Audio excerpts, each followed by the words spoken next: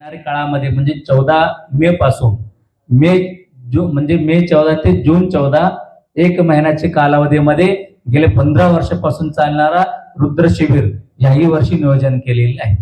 म्हणजे या संपूर्ण महाराष्ट्रभरामध्ये एकमेव आपले असं मठ असेल तर सातत्याने हा रुद्र शिबिर घेतो.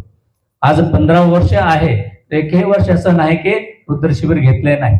कारण त्या निमित्तानं या महाराष्ट्रभरामध्ये गोरगरीब जे काही सामान्य लोकांना, खेडेगावात राहणाऱ्याला हा सर्व विधी सांगण्याकरिता, खरं म्हणजे आपल्याला आज एक ब्राह्मण एक जंगम गावात झाला तर तुमचे विधी सहजपणे होतो. गावात ना ब्राह्मणाने जंगम आहे तर तुमचे विधी करणारे कोण?